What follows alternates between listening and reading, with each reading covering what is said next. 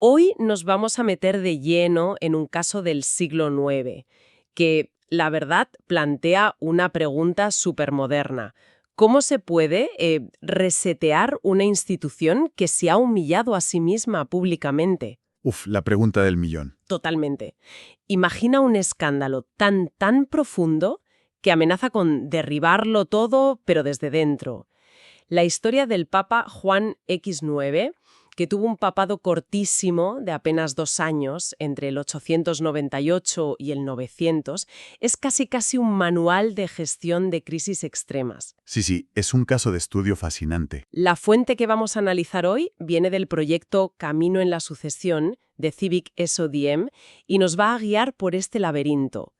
Y en el centro de todo, un evento que parece sacado de una pesadilla, vamos, el llamado Sínodo del Cadáver. Es que la imagen es potentísima. O sea, tienes a toda la cúpula de la Iglesia romana reunida para juzgar a un cuerpo. Un cuerpo en descomposición, el del Papa anterior, Formoso, sentado en un trono. Es que es una broma, parece... Parece una escena de Monty Python, pero es que esto ocurrió de verdad. El nivel de rencor político y personal que se necesitaba para llegar a ese punto es de película de terror. Totalmente. Pero lo más importante, y lo que Juan IX herida, no es solo el trauma de ese espectáculo macabro, es el caos absoluto que provocó. Claro, porque una se queda con la imagen grotesca, ¿no? El juicio al cadáver, pero las consecuencias reales debieron de ser un desastre a todos los niveles. Exacto. El sínodo del cadáver, que lo impulsó el Papa Esteban VI, no fue solo un acto de venganza. A ver, al declarar a Formoso un papa ilegítimo, se anularon todos sus actos.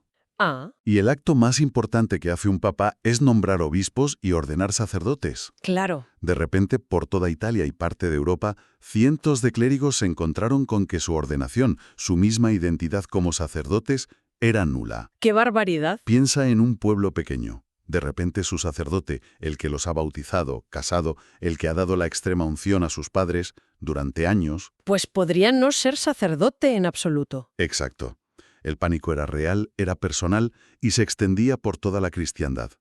Era una crisis de legitimidad total que amenazaba con paralizar la vida de la Iglesia. Entiendo. O sea, el problema no era el muerto, sino los vivos que dependían de él. Y en medio de esa hemorragia, como la llama la fuente, aparece Juan IX.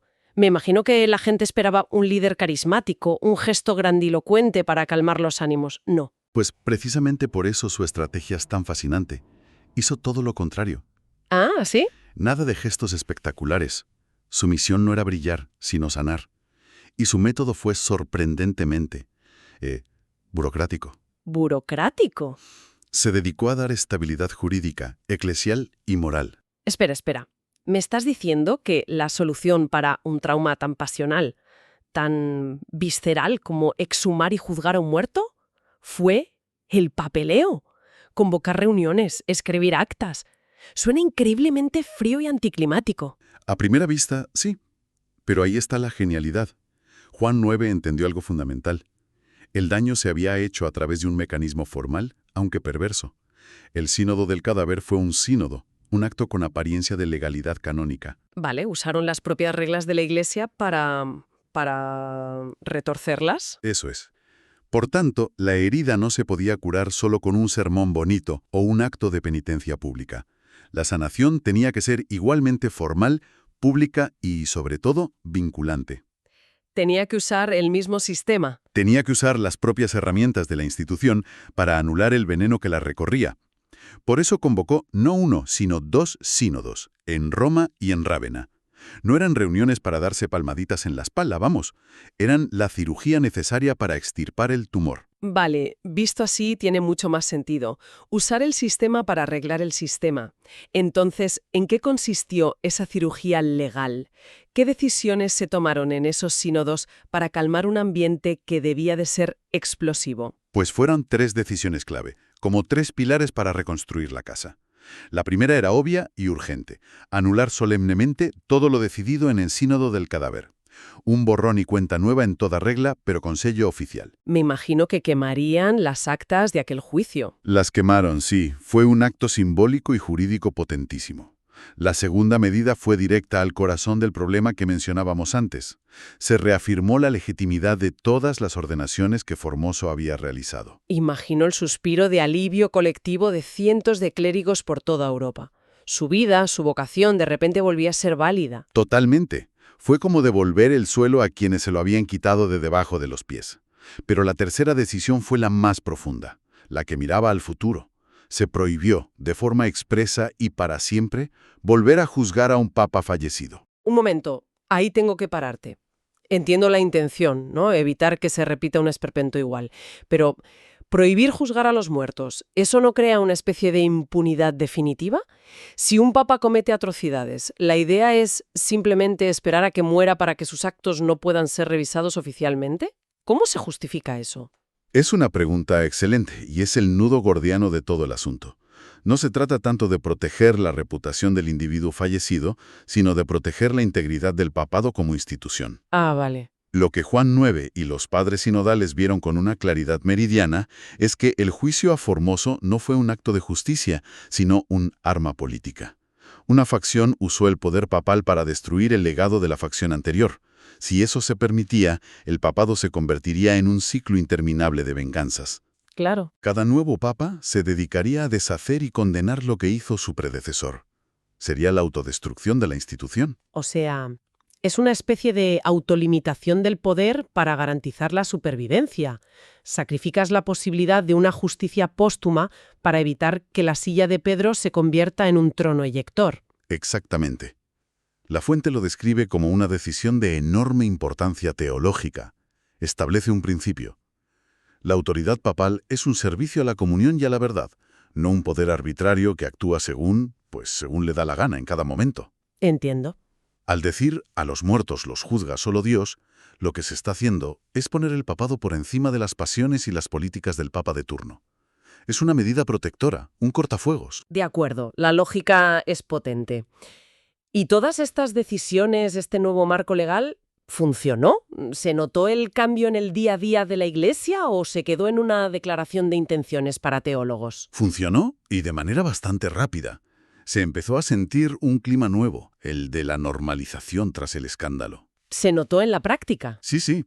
Clérigos que habían sido depuestos injustamente por ser leales a Formoso fueron rehabilitados y devueltos a sus puestos.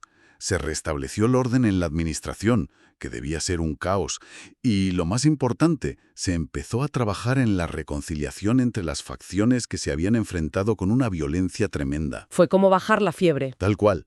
Como si, después de una fiebre altísima que provocaba delirios, por fin empezara a bajar la temperatura y la gente pudiera volver a pensar con claridad. Y mientras ponía orden dentro de casa, ¿qué pasaba con la política exterior, por así decirlo? Porque has mencionado que todo esto venía de facciones políticas. Me imagino que los nobles y el emperador no se quedaron de brazos cruzados. No, claro. Y Juan IX era muy consciente de eso. Él entendía perfectamente que la instrumentalización del papado por parte de los poderes seculares había sido la gasolina que avivó todo el incendio. La causa de fondo, vamos. La causa de fondo. Las familias nobles de Roma y los intereses del Sacro Imperio Romano Germánico habían intentado usar al papa como una pieza en su tablero. Por eso, una de sus grandes prioridades fue proteger la independencia espiritual del papado. El clásico intento de construir un muro entre Iglesia y Estado, una batalla que parece no terminar nunca. Más que un muro, él buscaba un equilibrio. No se trataba de aislarse del mundo y vivir en una burbuja teológica. Eso era imposible. No, claro. Se trataba de establecer una relación de colaboración, pero sin sumisión. Que el poder temporal protegiera a la Iglesia, sí, pero que no le dictara su doctrina ni sus nombramientos. Mantener las distancias. Justo. La fuente insiste en que él sabía que la Iglesia no puede convertirse en rehén de intereses externos.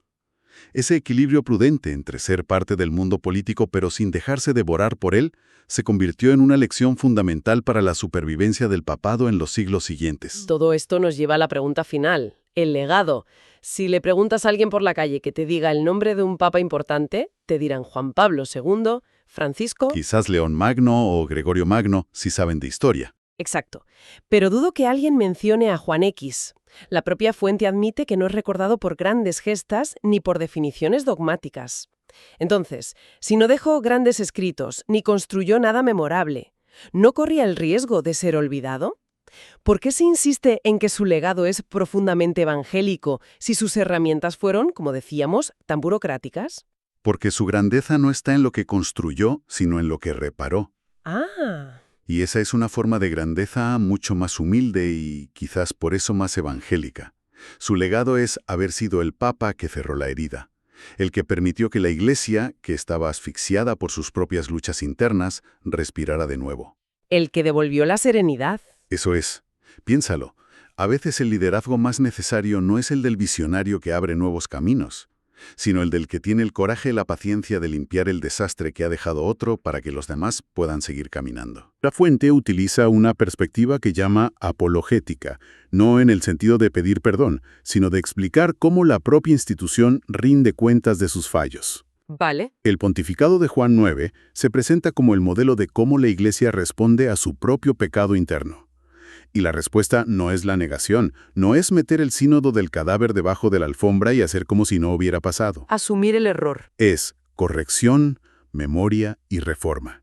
Se asume la historia, por vergonzosa que sea, se la juzga y se extraen lecciones para no repetir los errores. El escándalo no se olvida, se convierte en el motivo por el que se crea una nueva norma para protegerse. Es una lección de buen gobierno, en realidad. Sí. La lección final es casi una definición de eso. La verdadera autoridad no se ejerce imponiendo, sino restaurando la comunión. Y la fidelidad, a menudo, consiste en la humilde tarea de reparar lo que otros han roto. Entonces, si lo resumimos todo, la historia de este papa casi desconocido del siglo IX no es solo una anécdota macabra de la Edad Media. Es una lección increíblemente actual sobre liderazgo en tiempos de crisis. Un liderazgo que entiende que para sanar una herida profunda, a veces no necesitas gestos grandilocuentes, sino la paciencia y la sabiduría para reconstruir la estructura, las leyes y la confianza que se han hecho añicos. Exacto. Es la historia de cómo la estabilidad se logra a través de la norma y la reconciliación. Totalmente. Y nos deja con una reflexión que va mucho más allá de la historia de la Iglesia. A ver. Hemos hablado mucho de esa decisión clave de prohibir los juicios a papas difuntos. Y el debate que tuvimos sobre si era justicia o impunidad plantea una cuestión fundamental para cualquier institución hoy, sea un gobierno, una universidad o una empresa. Cierto. ¿Cómo se equilibra la necesidad absoluta de rendir cuentas por los errores del pasado con la necesidad de proteger la estabilidad y la integridad de la propia institución para que pueda funcionar en el futuro? Es una tensión constante. La decisión de Juan XI fue poner un límite claro. Hasta aquí hemos llegado. La pregunta que queda en el aire y que es increíblemente relevante hoy es, ¿en qué momento la revisión constante del pasado, por necesaria que sea, puede convertirse en una parálisis que impida a una institución avanzar y cumplir su misión en el presente? Es una pregunta muy potente. Es una tensión que toda organización con historia debe gestionar, y la verdad es que no hay una respuesta fácil.